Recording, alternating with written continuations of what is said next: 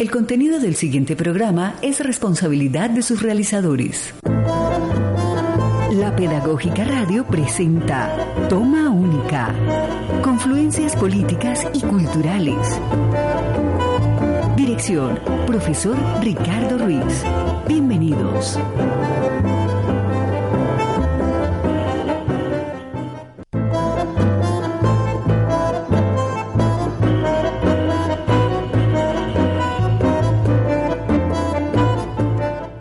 Un saludo fraterno a todos nuestros radioescuchas. Muy buenas tardes. Hoy, miércoles 30 de octubre del 2019, les damos la bienvenida a Toma Única, confluencias políticas y culturales, espacio de la licenciatura en Ciencias Sociales y la Facultad de Humanidades, aquí en la Pedagógica Radio, voces y sonidos que enseñan. De nuevo, un agradecimiento especial a todos nuestros oyentes que nos escuchan hoy en directo, el sábado en repetición a las 10 de la mañana y desde luego a partir de la próxima semana ya encontrarán este podcast en nuestra página institucional de la Pedagógica Radio. Como siempre, una invitación especial para que podamos reflexionar y dialogar en torno a estos temas que nos apasionan: la cultura, el arte, la pedagogía, la educación, que siempre están presentes en nuestro programa.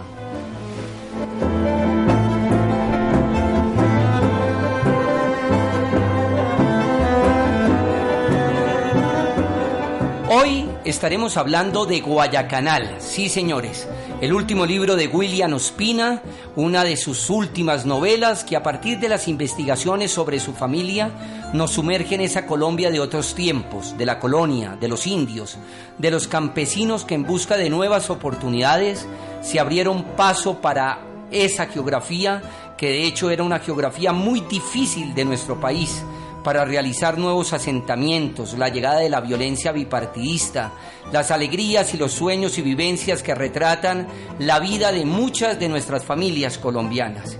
Estamos hoy acompañados del profesor Felipe Castellanos, a quien una vez más le agradezco mucho. Siempre digo que Felipe hace parte del consejo editorial de Toma Única y quien actualmente se desempeña como coordinador de la línea de educación geográfica en nuestra licenciatura en Ciencias Sociales. El profesor Felipe es egresado de nuestra licenciatura en Ciencias Sociales y de la maestría en Estudios Sociales, y ya con una amplia trayectoria en Toma Única, programas maravillosos que les invitamos a que escuchen sobre la obra de Fernando Vallejo, sobre la obra de Mario Mendoza, y hoy lo tenemos aquí para hablar de una de sus grandes pasiones, la literatura, la geografía. Profesor Felipe, bienvenido. Así es, profesor Ricardo, muchísimas gracias por de nuevo invitarme, y afortunadamente tenemos este espacio para conversar semana a semana, y qué mejor que de este libro, de esta literatura que nos apasiona tanto. Claro, profesor Felipe, y de hecho te quiero agradecer, que sé que cuando ya tenemos los podcasts, tú los montas en nuestro Facebook de la licenciatura. Así y es. A través de allí he podido percibir que hay muchos estudiantes que escuchan nuestro programa. Entonces te invito directamente a que entremos en materia, en tertulia.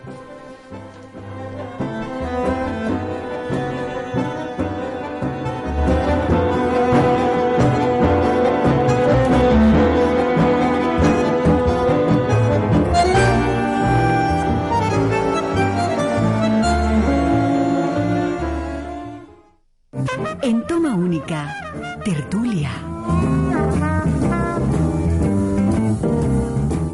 A big nice round of applause for this.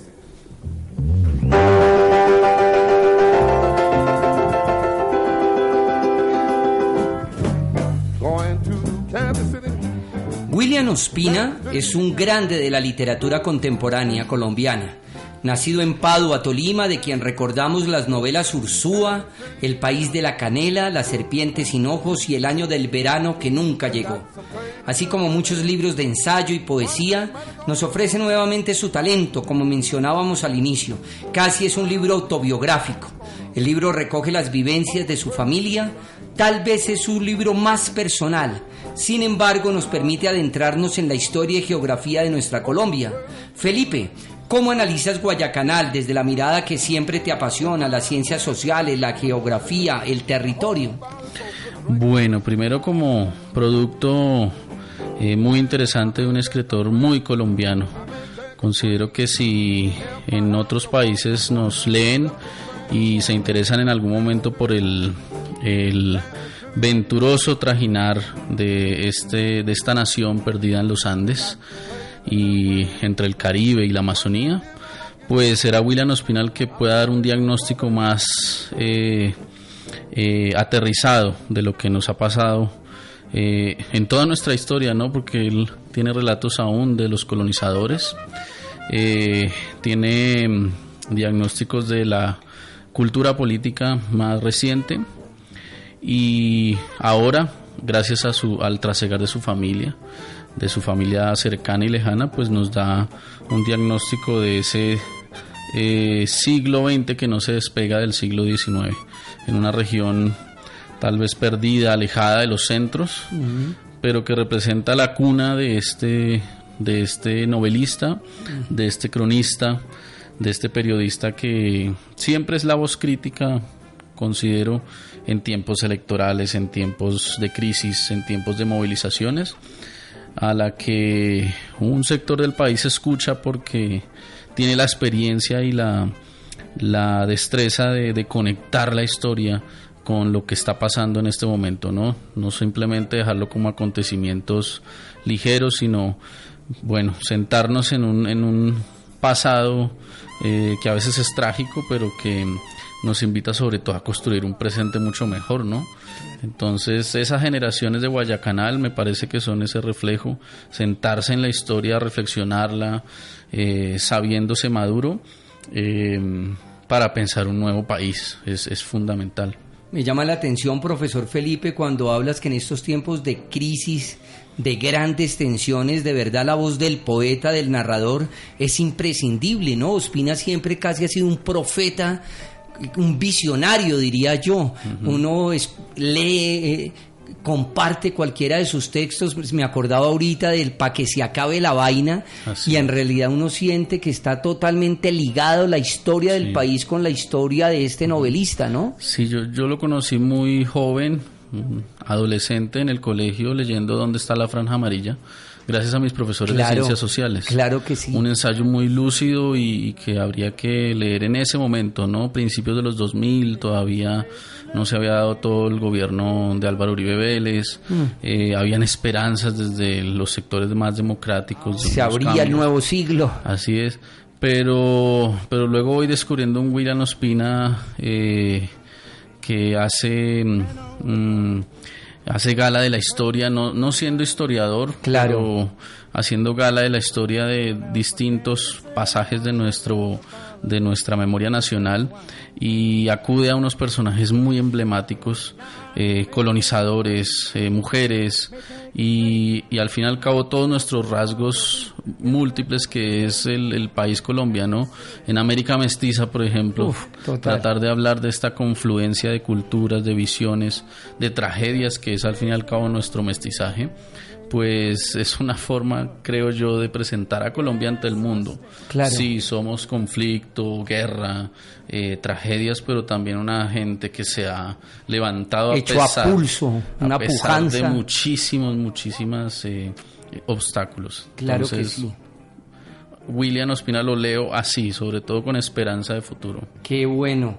Hablemos un poco, si te parece, de los primeros capítulos, donde además de recrearnos con esa maravillosa descriptiva de los paisajes, ríos, animales, pueblos, nos inserta en la Colombia indígena, en la llegada de los españoles, en esas cruentas batallas donde acabaron con muchos de nuestros pueblos ancestrales, para los cuales el oro era un símbolo para sus rituales, no un poder monetario, como ya lo era para los españoles, y cómo después de varios siglos, cuando estos campesinos colonizan estas regiones selváticas, lo que encuentran son los entierros indígenas, con su trabajo orfebre en oro, que al final es con lo que pagan estos territorios, como lo dice en una parte del libro. Su bisabuelo paga la tierra de los indígenas con sus propios tesoros.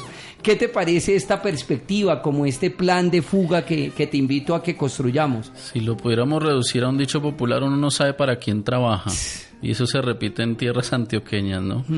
La búsqueda de la suerte del oro, ¿sí? Que se repite en muchísimas obras.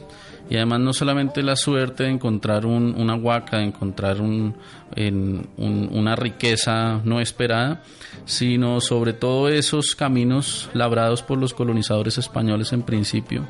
A la vera de los ríos, tampoco fueron muy creativos, ¿no? Se fueron pegaditos a los ríos, buscando sobre todo seguridad, de alguna manera abrigo en un paraje tan inhóspito, lleno de tantísimas inseguridades. Entonces esa primera colonización española en estas tierras antioqueñas y luego lo que vamos a llamar el eje cafetero es al fin y al cabo un trazo de la avanzada colonizadora que intenta romper con unas sociedades ya muy muy complejas y establecidas, que están en los cañones de los ríos.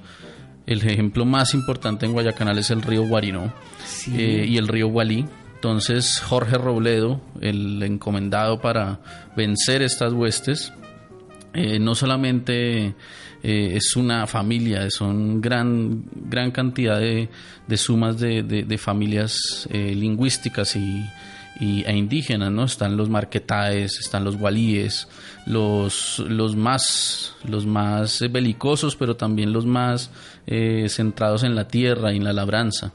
Pues fueron vencidos paso a paso por los cañones de los ríos, siendo flanqueados y siendo desplazados, acabados durante al menos 300 años. Luego viene el siglo XVIII y XIX, cuando ya los que se han asentado, los que han echado raíces, empiezan a reclamar la propiedad de la tierra, ¿sí? Que esa es una puerta de entrada pues al dilema familiar de por lo menos 3 generaciones, como que describe articula, ¿no? William Ospina. Fascinante. Sí. Pero la riqueza de la tierra no es solamente lo que ella pueda dar naturalmente, sino lo que han dejado sembrado otros. Y es la suerte que todavía se ve en el dinero fácil. Total. De la cultura que nos dejó el narcotráfico, por ejemplo. Esa cultura traqueta que le denominamos. Así es, entonces esas huacas todavía siguen por allí. Total. No en el sentido material tangible, sino más bien en la cultura que se ha metido del dinero fácil. Entonces todavía los paisas siguen buscando la riqueza prometida, no solamente la tierra prometida.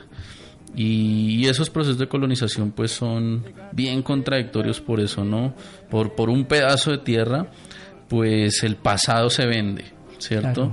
Claro. Las piezas de los quimbaya no eran entonces patrimonio en ese momento, sino más bien una moneda de cambio en mitad de un espacio totalmente agreste, donde la ley pues del más forajido, del más avesado, es la que impone pues las reglas. Y que él lo conoce muy bien, ¿no, profe Felipe? Ya hacíamos mención de Ursúa, del país de la canela, y creo que también para este texto de Guayacanal él trae de verdad todo ese conocimiento, esa sapiencia frente a todo lo que significó la colonialización, ¿verdad?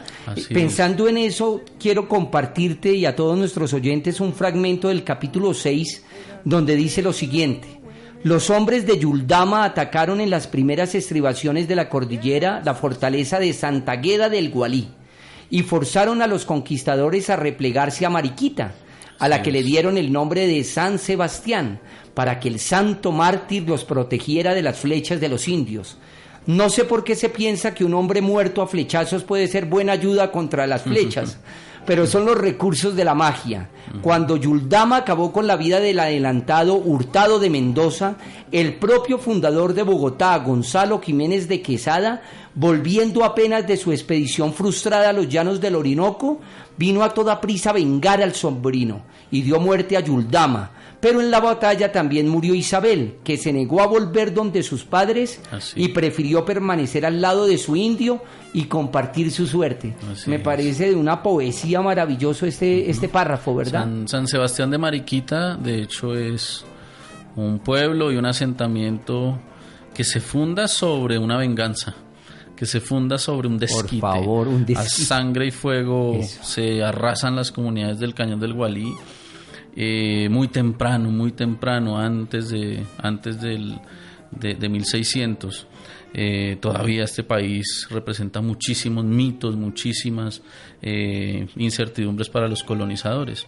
Entonces allí hay una ermita construida en honor de esa gesta, y de hecho hay otros lugares en el país construidos alrededor de las gestas colonizadoras. La victoria de los colonizadores sobre los indios son pretextos para construir ermitas, para las apariciones de la Virgen, para bendecir un lugar, ¿no? Entonces allí está una ermita, la ermita más vieja de San Sebastián de Mariquita.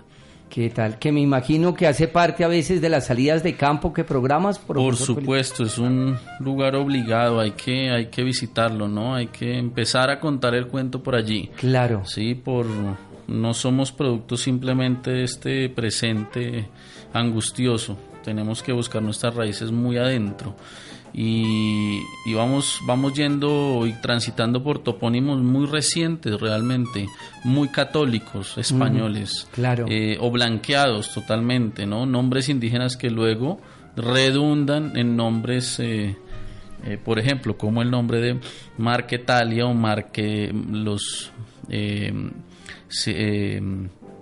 ese Marc redunda en Mariquita. Claro, ¿sí? Que sí. Sí, es cuando en realidad la raíz es Marquete. Los Marquetaes, ¿sí? Que van a estar desde Marquetalia en el Tolima, un pequeño lugar allí en el centro del Tolima, hasta Mariquita y hasta Marquetalia Caldas. Ellos transitan en esa región, en esa cara oriental de la cordillera central. Qué bien. Te voy a invitar ahora, profesor Felipe y queridos radioescuchas de la Pedagógica Radio, aquí en Toma Única, un pequeño fragmento de una entrevista que yo considero muy pertinente. Es del analista Juan Manuel Ospina, tomada del portal Las Dos Orillas, donde William Ospina nos da las claves de lo que fue hacer Guayacanal.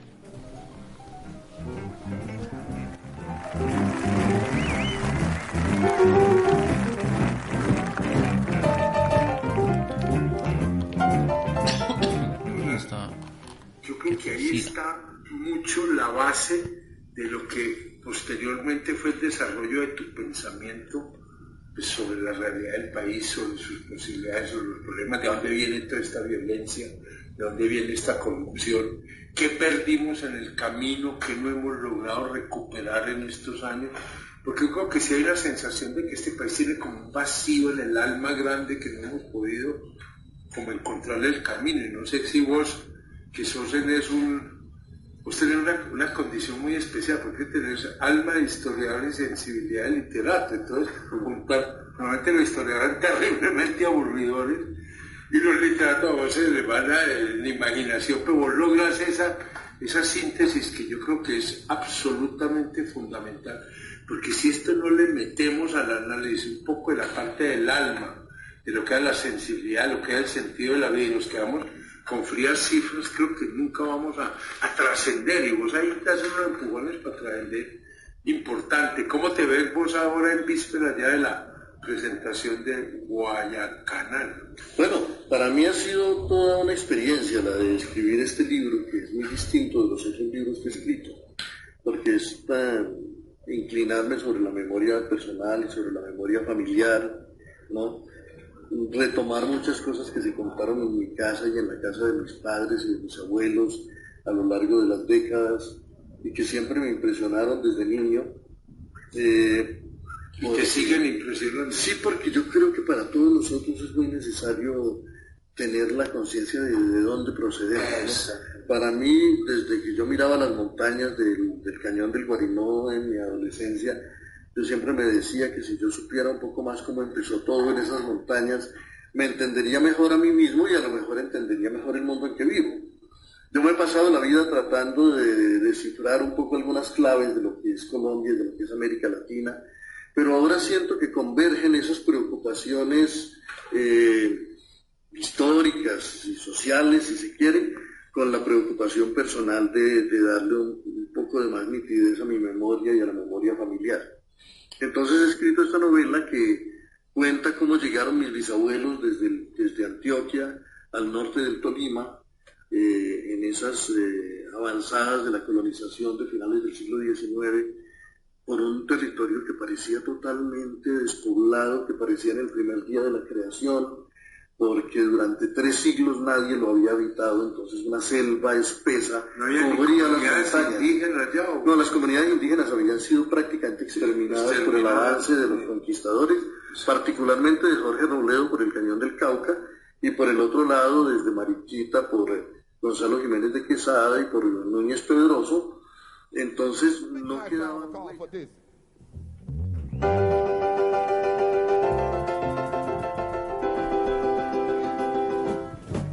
Going to Kansas City, I come. Going to Kansas City.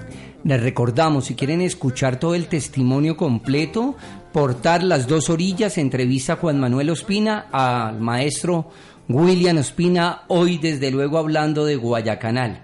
Felipe, uno de los temas que más me conmovió son las historias de violencia, como lo describe William Ospina. Colombia estuvo atravesada por ella desde la colonización. Eso tal vez ha marcado nuestro destino como país.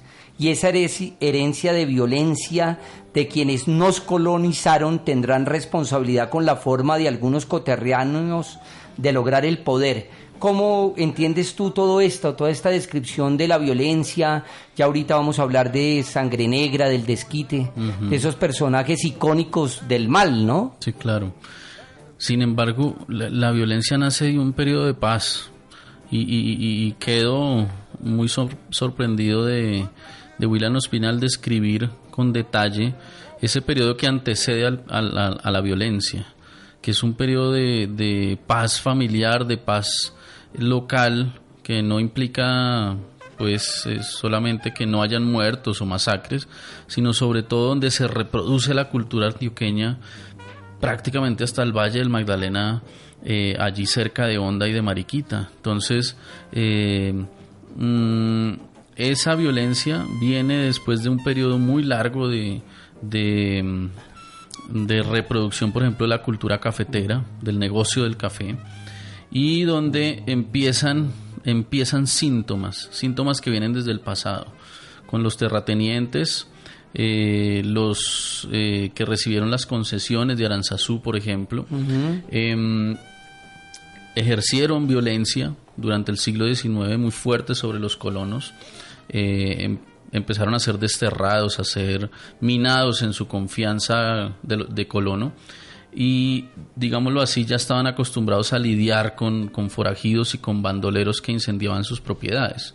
Entonces llega la década de los 50, luego del Bogotazo, y estos bandidos pues son recibidos por unas familias muy fuertes, por unas familias primero numerosísimas, de 12, 14, 16 hijos, de unas matronas y unos padres de altísimo respeto, y sobre todo con unas semillas rodando por todos los alrededores. Entonces miren que donde nace William Ospina, que es Herbeo, es al fin y al cabo una diáspora que tiene que ver todo con Padua, con La Victoria, con Manzanares, con el Líbano Tolima. No pueden desligarse el acontecer de estos pueblos perdidos en las cuchillas de las montañas, porque allí están sobre todo los lazos familiares. Entonces la violencia llega a romper con esos lazos, llega a perturbar la autoridad de la madre Rafaela, por ejemplo. Por favor. Y se hace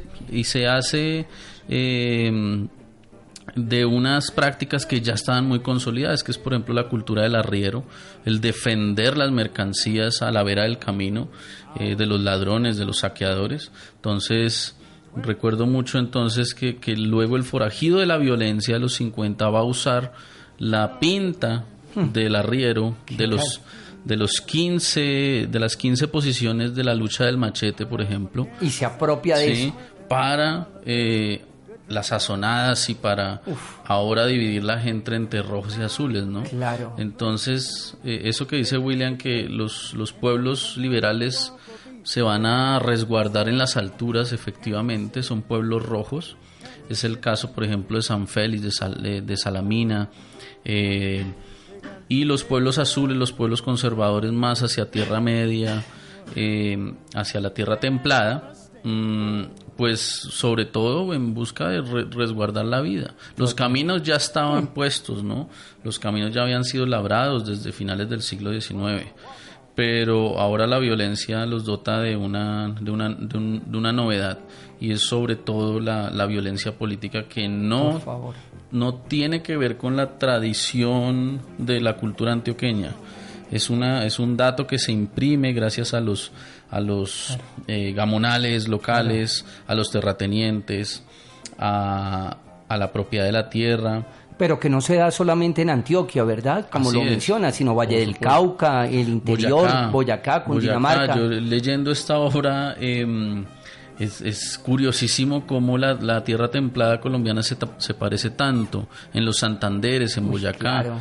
Y estoy hablando de todos los detalles, desde cómo visten, la vegetación, las comidas, los dichos populares. Entonces, esta novela la leí junto con mi madre, que tuvo que salir. Ay, ¿qué tal? Que tuvo que salir en los años 60 de Boyacá, del oriente boyacense, por la violencia. Y dice, esto parece la historia de mi pueblo, pero como si fueran en el norte del Tolima. ¿Qué tal? Sí, los mismos vestidos, los peinados, cómo celebran los niños distinto de las niñas. Me imagino tu mamá viendo estas fotos del libro de Ospina, se sintió ella Así en es. muchas de esas imágenes. Así es, en esas fotos de esas muchachitas vestidas para la fiesta, Total. que luego en el periodo de la violencia pues se va a romper. Total. Con esa música de guitarras, Por con esa favor. celebración, sí, al son del aguardiente, porque en el camino se descansa con aguardiente, con bandeja paisa y con todo lo que haya en la olla, Claro. para vencer el hambre. Y es una verticalidad que cae en los años 50 y rompe los destinos de estas familias. Imagínense, se van hasta Cali. Por favor. Muchos aún vuelven a Medellín. Pueblan Pereira los desarrapados que han sido echados del oriente caldense, por ejemplo. Estás haciendo esa descripción geográfica casi de la violencia y pensaba todo el momento en Cóndores no entierran todos los días, ¿no? Otra Sí. novela icónica de Gustavo Álvarez Gardiazabal, que Sí. les invitamos a que la lean y que luego, si quieren profundizar, pues puedan ver la película de Pacho Norden. Quiero que escuchemos ahora, Felipe, querida audiencia de Toma Única, un fragmento del poema de Gonzalo Arango, Elegía de Esquite, el cual describe William Ospina, y que, si me permites, te voy a abusar, si te parece, Felipe. Estos dos párrafos son fundamentales para entender por qué seleccioné ese poema de Gonzalo Arango, que creo que describe muy bien lo que nos quiere transmitir Ospina. Sí, mira, dice Ospina en la página 47, Freddy Buitrago y Hernando Salazar habían caminado con nosotros esa mañana por la selva de Florencia y llegaron con Darío en el otro automóvil. Viajaban adelante, pasaron por la cruz sin advertirla. Se regresaron cuando Mario les confirmó que habíamos encontrado el lugar. Con voz firme y profunda, Freddy leyó el poema que hizo Gonzalo Arango sobre Desquite, cuando la tropa le dio muerte al bandolero, donde profetizó que si Colombia no aprendía a brindarles un destino de dignidad a sus hijos, Desquite volvería a nacer muchas veces. Después leyó el relato de cómo fueron asesinadas esas 42 personas. Él está hablando de esa masacre allí cerca de Manzanares, icónica, y que se va a convertir en apenas una de las cuentas del rosario de masacres a machete que se van a dar en la época de la violencia. Dice William, uno piensa que hasta los árboles, hasta las construcciones humanas tuvieron que sentir algo. Abre comillas, estos paisajes vieron ocurrir los hechos, este sitio vivió esas cosas. Decimos, pero ni los humanos ni el paisaje oyeron nunca la narración tremenda, y algo en nosotros consideró importante que las palabras resonaran entre el recuerdo de los muertos y la impotencia del tiempo. Seguimos el relato bajo las nubes lentas, en un silencio apenas alterado por el juego alegre de los niños que volvieron más tarde al automóvil a sumergirse en sus pantallas azules. Entonces, recuerdo esto mucho recorriendo precisamente con mis estudiantes estos caminos tan tortuosos. Es difícil, uno quisiera tener automóviles más apropiados para estos caminos, pero sentir que en cada pueblo, en cada parada, por ejemplo en Petaqueros, que lo referencia mucho porque Petaqueros es un cruce para empezar a bajar al cañón del Guarinó, y hacia el área donde se dio esta masacre, pues resulta sobrecogedor, ¿no? No solo el paisaje es la actualidad, el paisaje es sobre todo desenterrar una gran cantidad de acontecimientos que otras sociedades vieron como trágicos, como alegres, como de transición. Un puente puede significar simplemente el paso, por ejemplo, entre un departamento, el del Tolima y Caldas, pero en su momento representó una barrera, un límite para la defensa que hicieron esos colones de sus tierras, claro, en medio de la violencia. Yo me imagino, profesor Felipe, cómo articulas también no solamente tu competencia, tu saber, tu conocimiento frente a la geografía y estas salidas, sino me imagino cómo utilizas la literatura y cómo enriqueces estas salidas, ¿verdad? Sí, yo hasta ahora descubro Guayacanal, pues no a William Ospina, ya lo tenía referenciado, pero Guayacanal, yo creo que este va a ser un próximo capítulo de una salida que pueda inventar de aquí en adelante, y ojalá pues esa es la idea, y te lo digo apoyando por la referencia que hacía el profesor Madison Carmona cuando lo invitamos también al programa de Sánchez Baute sobre Leandro. Si hay alguien que tiene en el corazón esta región, ese pedacito, es el profesor Madison Carmona, y él me ha enseñado mucho sobre estos caminos. Y otro escritor, Octavio Escobar, el mismo de Parcialmente Nublado, hace una novela recientemente, no tiene más de 3 años, 1851, su versión sobre la colonización antioqueña. Él es manizaleño, él es un escritor, digámoslo así, joven, contemporáneo también a William Ospina, y ese es mi guía de ruta. Afortunadamente di con ese libro para recorrer la parte alta de este relato de William Ospina, la parte alta de Manizales, Neira, Aranzazú, Salamina, Aguadas, Arma, que es como la montaña alta de donde vienen los bisabuelos de William Ospina. Claro. Ellos vienen de Sonsón, y bajando por Salamina, por San Félix, se encuentran estas cuestas pronunciadas, estos cañones, y paran casi por gravedad allí en Manzanares, junto al río Guarinó, en Guayacanal. Bueno, querido Felipe, Andrés, vamos a compartir con la audiencia de Toma Única este fragmento de Elegía de Esquite del poeta nadaísta, creador nada menos de ese movimiento, Gonzalo Arango.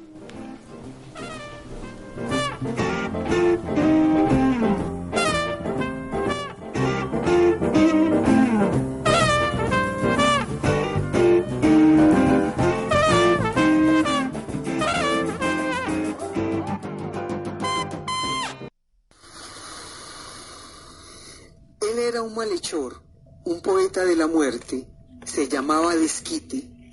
Lo mataron porque era un bandido y tenía que morir. Merecía morir sin duda, pero no más que los bandidos del poder. Con un ideal, esa fuerza tenebrosa invertida en el crimen, se habría podido encarnar en un líder al estilo Bolívar, Zapata o Fidel Castro. Sin ningún ideal, no pudo ser sino un asesino que mataba por matar.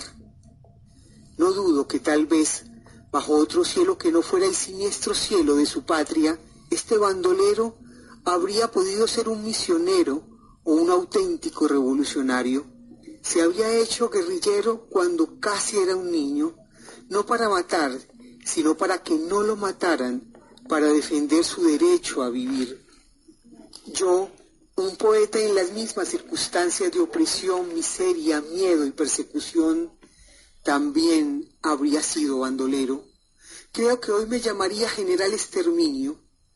Por eso le hago esta elegía a Desquite, porque con las mismas posibilidades que yo tuve, él se habría podido llamar Gonzalo Arango y ser un poeta con la dignidad que confiere Rimbaud a la poesía. La mano que maneja la pluma vale tanto como la que conduce el arado. ¿Estoy contento de que lo hayan matado? Sí, y también estoy triste, porque vivió la vida que no merecía, porque vivió muriendo, errante, aterrado, despreciándolo todo y despreciándose a sí mismo, pues no hay crimen más grande que el desprecio a uno mismo. Por eso en uno de los 8 agujeros que abalearon el cuerpo del bandido, deposito mi rosa de sangre. Uno de esos disparos mató a un inocente que no tuvo la posibilidad de serlo. Los otros 7 mataron al asesino que fue. Menos mal que Desquite no irá al infierno, pues él ya pagó sus culpas en el infierno sin esperanza.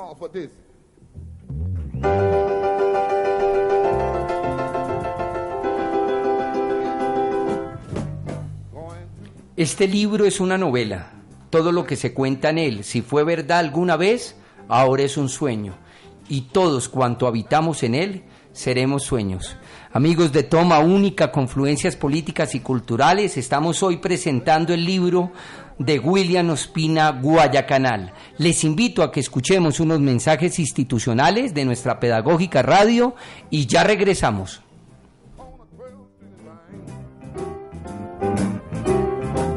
I'll be standing on the corner 12th Street and Vine. With Hola, yo soy Marta Gómez, cantautora colombiana, y quiero mandar un beso y un abrazo de felicitación por estos primeros 3 años a la Pedagógica Radio. Un besito. Mano fuerte va barriendo, pone leña en el fogón, mano firme cuando escribe una carta de amor, manos que tejen haciendo. La Pedagógica Radio, voces y sonidos que enseñan. Radio Tweets, Pedagógica Radio. Los insectos son discriminados y no se les reconoce su gran labor en el ambiente y sus acciones en la naturaleza. Soy Juan Aguilar. Encuentre más de estos Radio Tweets en @Pedagógica Radio en Twitter.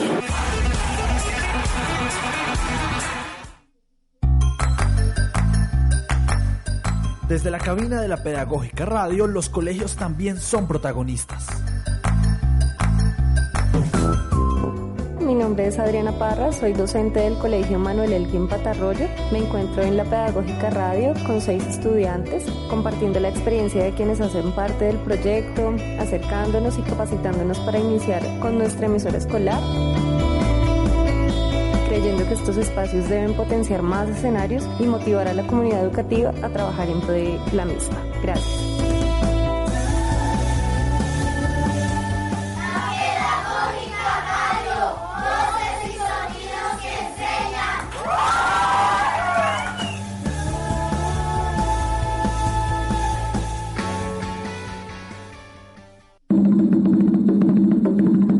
Este es el Top 5. 5 canciones recomendadas del mes por la Pedagógica Radio.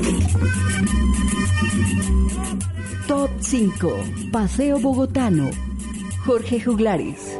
Kennedy, Teusaquillo, Ciudad Bolívar o Fontibón. Gracias a esa mistura soy cachaquito, quiéralo o no. Top 4. Otro paso. Mirla Negra. Y he dado un paso más para ir a la ciudad. No sé cuándo llegaré. Top 3. Baila, de Criollos. Baila y dame zumba que va al 100. Baila, levanta polvo con los pies. Baila. Top 2. Cobarde, Diana Burco. Pa' ver si la luna le pide al sol que me dé tu olvido. Cobarde, me saliste fue cobarde. Una alergia para amar. Top 1. Lo innombrable, Marta Gómez. Mi garganta anida todos los cantos del mundo y mis pasos llevan todo el cansancio del mundo. Espere más recomendados en el Top 5 de la Pedagógica Radio. Voces y sonidos que enseñan.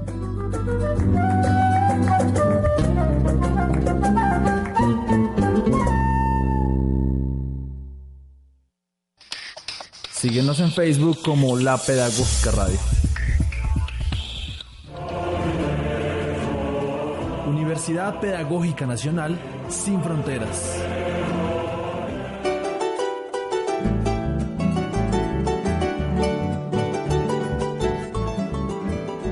A partir de la solicitud realizada por parte del Gobierno de la República del Paraguay a la Universidad Pedagógica Nacional, en la que se requería la formación de 45 estudiantes con asuntos en formación en pedagogía, se consideró que sería el programa de especialización en pedagogía que daría sustento a este proyecto. La parte de investigación, porque gracias a eso aprendimos muchísimos y seguimos aprendiendo de los profesores, de la experiencia que ellos nos transmiten. En Paraguay estamos apostando fuertemente a que la calidad de los docentes mejore cada vez más. Hoy tenemos la oportunidad de compartir ese ejercicio con nuestros colegas de Paraguay, un convenio con el Ministerio que nos ha permitido esa proyección internacional que la Universidad Pedagógica merece.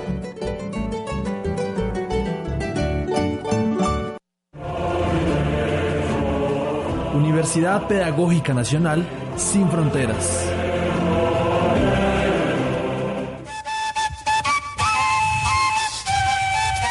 Muy buenos días, mucho gusto. Mi nombre es Héctor Navarro Paredes. Les estoy hablando desde el municipio del Carmen de Bolívar, vereda Bonito, parcela número 14, Villa Mariluz. Campesino orgulloso de pertenecer a la unidad de restitución de tierra. Hoy, a los estudiantes de la Universidad Pedagógica Nacional, les quería hacer llegar un mensaje de solidaridad, cariño y afección para ellos. Acuérdense que la posición de ustedes es salir adelante para educar el futuro de nuestro país. Y qué orgullosos se sentirían nuestros hijos y los hijos de los que ustedes más adelante, cuando sean todos unos profesionales, lleguen a educarlos. Yo humildemente les pido con cariño y humildad de que no desaprovechen la oportunidad que tienen y que Dios les ha brindado en esta vida para salir adelante. Qué bonito sería que mañana me dijeran a mí, yo me eduqué con un profesor egresado de la Universidad Pedagógica Nacional, y que sean ustedes esos los que se lleven ese orgullo y ese privilegio. Muchas gracias. La Pedagógica Radio, voces y sonidos que enseñan.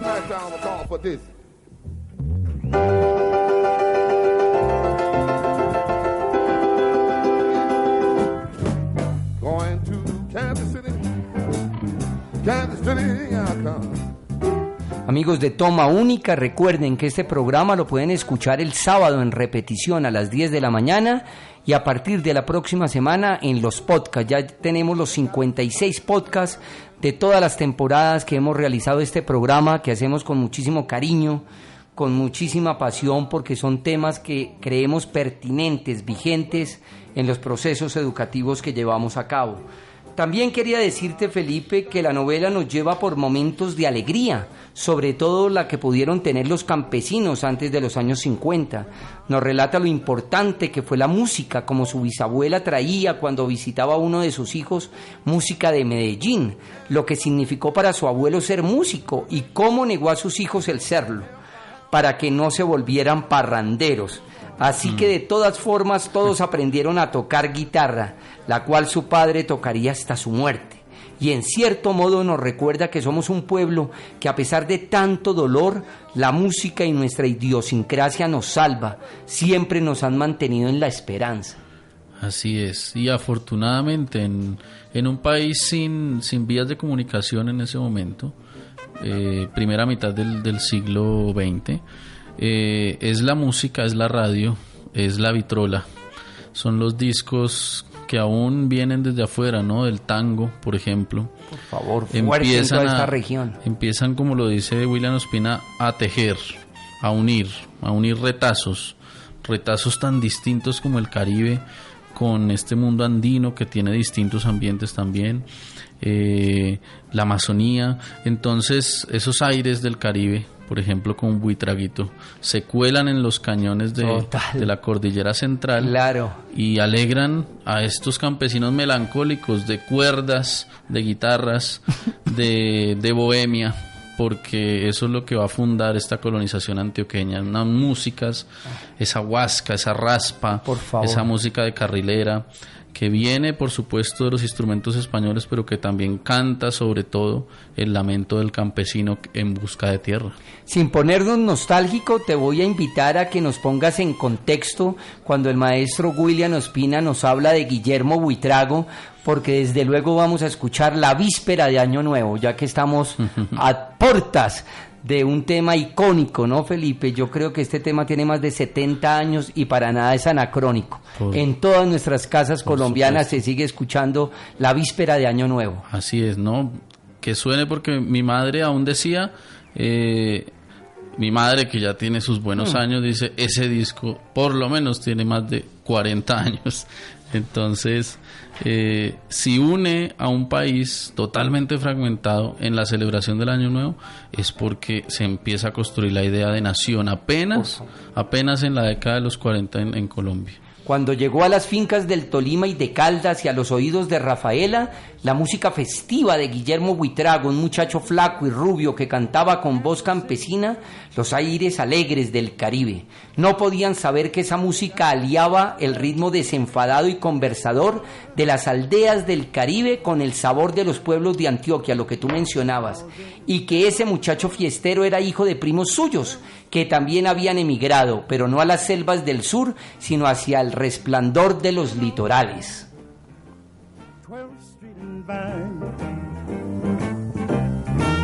I'll have my Kansas City woman and a bottle of this good drinking wine.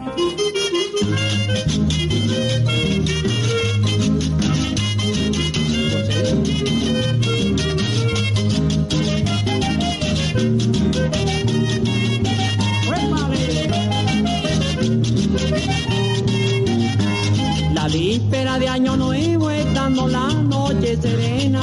La víspera de Año Nuevo, estando la noche serena. Mi familia quedó con duelo, yo gozando a mi morena. Mi familia quedó con duelo, yo gozando a mi morena.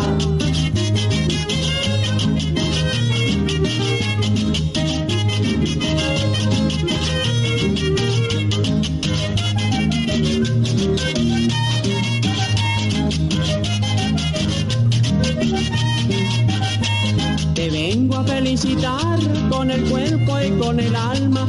Te vengo a felicitar con el cuerpo y con el alma. Año nuevo lo quiero pasar contigo allá en la sabana. Año nuevo lo quiero pasar contigo allá en la sabana. Dale.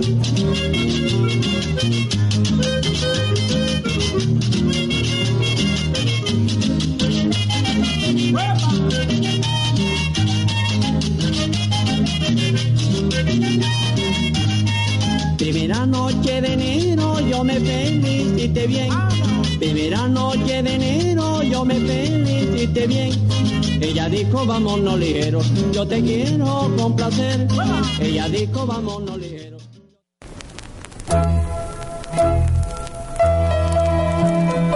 En toma única, aguja y vinilo. Este ritmo que tú oyes es para que baile Lisa.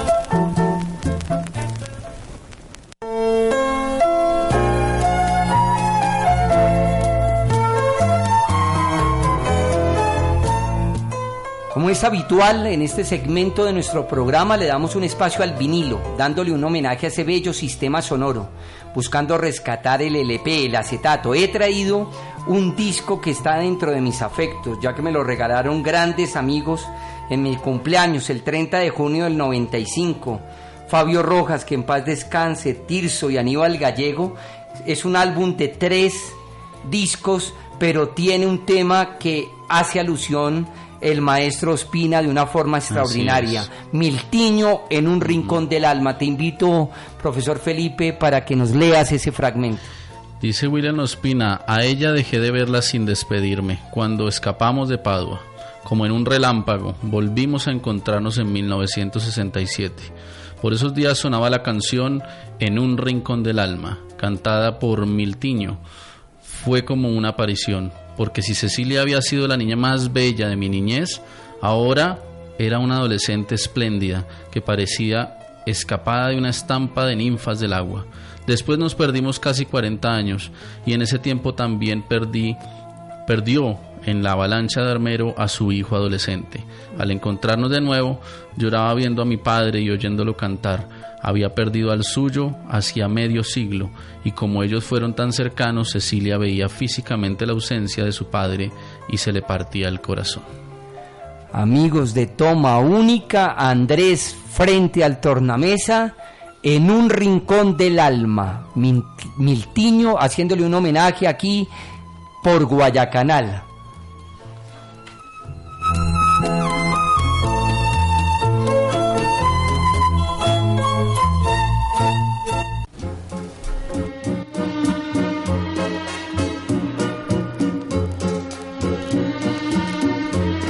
En un rincón del alma donde tengo la pena que me dejó tu adiós. En un rincón del alma se aburre aquel poema que nuestro amor creó. En un rincón del alma me falta tu presencia que el tiempo me robó. Tu cara, tus cabellos que tantas noches nuestras mi mano acarició. En un rincón del alma me duele los te quiero que tu pasión me dio. No seremos felices, no te dejaré nunca. Bien, vamos a dejar de fondo esta voz de Miltiño ya que el tiempo nos apremia, porque quería que habláramos de las fotografías que Ospina rescata y a partir de ellas también nos va contando una historia, la importancia que tenían en ese entonces los fotógrafos y las situaciones puntuales donde se tomaban estas imágenes preciosas. Me llamó la atención que retrataban los entierros, por ejemplo. Actualmente hemos perdido con la tecnología esos recuerdos. Ya muy pocas personas imprimen esos momentos. Felipe, ¿cómo crees que las actuales generaciones podrán volver a sus ancestros si no estamos dejando huella de nuestras historias? Estoy un poco idílico frente a esto de la... Pero yo creo que tú estás un poco de acuerdo conmigo. A veces hacemos 500 fotos en un teléfono, en un computador, tenemos un problema con el backup y se pierde. Cambio antes nos quedaba ese registro maravilloso del papel. Profe, usted no sabe cuántas fotos salen de nuestras salidas de campo.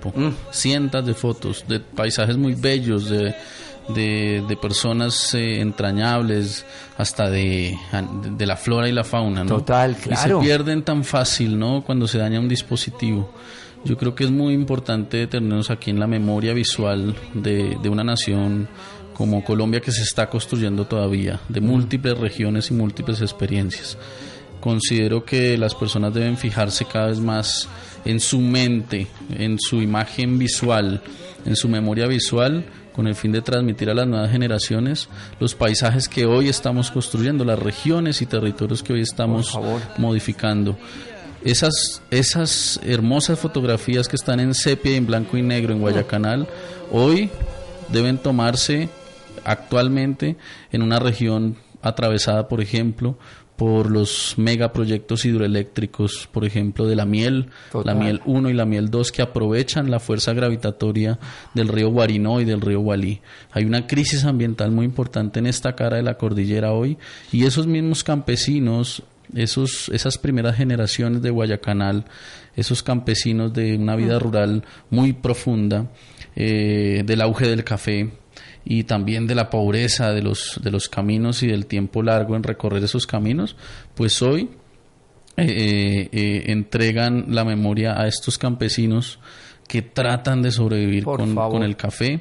Es esa parte que narra William Ospina, es hoy el eje cafetero más pobre y más atrasado, distinto del que se integró al turismo y que no precisamente es cafetero ahora, sino más bien turístico, empresarial, industrial y más bien aguacatero que otra cosa. Entonces considero que nosotros somos la memoria, nosotros somos la memoria más importante, ¿no? Los soportes cambian, pero la humanidad tiene la posibilidad, a partir de la escuela, de la universidad, de los trabajos de campo, de la observación, de capturar ese presente que está cuestionado altamente por este pasado próspero, productivo, violento también, pero familiar, como nos lo presenta William Ospina. Bueno, una invitación a seguir haciendo estas imágenes, ¿no, Felipe? Este registro, Así esta es. reconstrucción de memoria histórica Fundamental. a partir de la imagen. Te invito a que vayamos de escape. En Toma Única, el escape.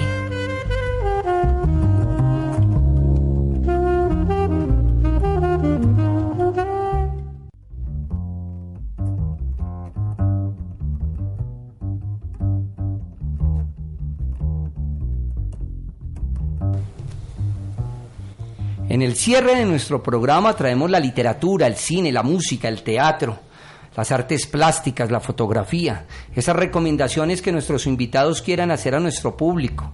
Felipe, ¿qué te gustaría recomendarles a nuestros oyentes después de este panorama maravilloso?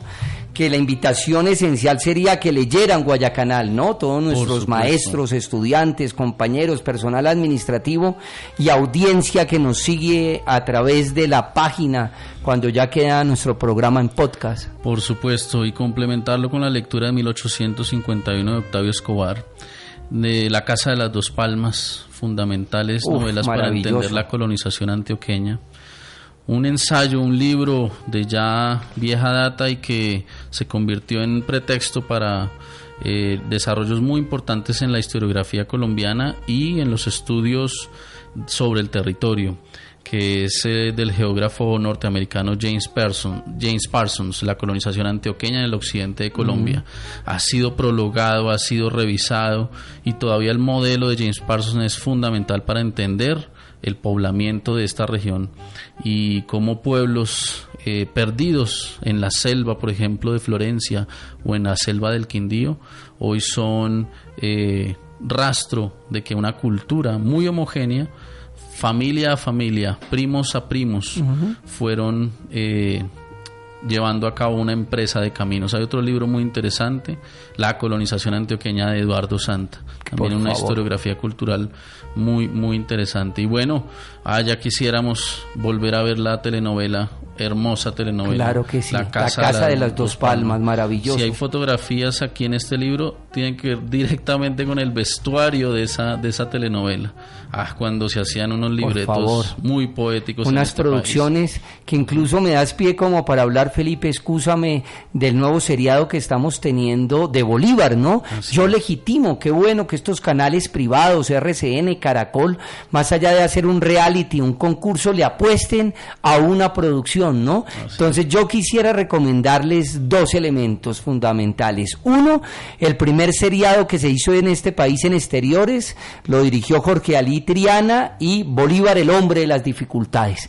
Recuerda que el actor Pedro Montoya pues inspiró nada menos que esa película después icónica, En busca de Bolívar, ¿no? Que se volvió loco creyéndose Bolívar. Y ya que estamos hablando del bicentenario, desde luego tener la mirada de William Ospina de Bolívar. El texto se llama En busca de Bolívar, del 2010. Así es, pero no dejen de ver ese retrato costumbrista que nos dejó las telenovelas de los 70s y los 80s, ¿no? Cuando, por ejemplo, Manuel Mejía Vallejo, el escritor, mete mano en los libretos de La Casa de las Dos Palmas.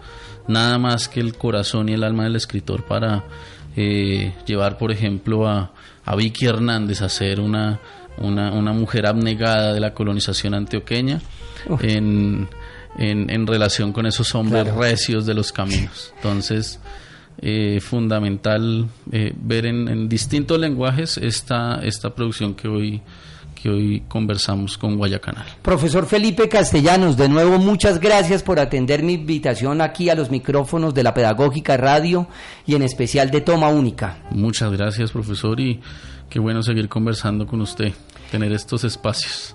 Tenga la certeza que estaremos planillándolo. Como siempre ha sido un placer estar con ustedes. Quiero agradecer la participación en esta Toma Única, en el control máster Andrés Mendieta, en la producción general Yolanda Barrantes, en comunicaciones Laura Chávez. Un saludo fraterno a nuestra directora, la profesora Carolina Alfonso. Soy Ricardo Ruiz Angulo y les digo hasta la próxima Toma Única.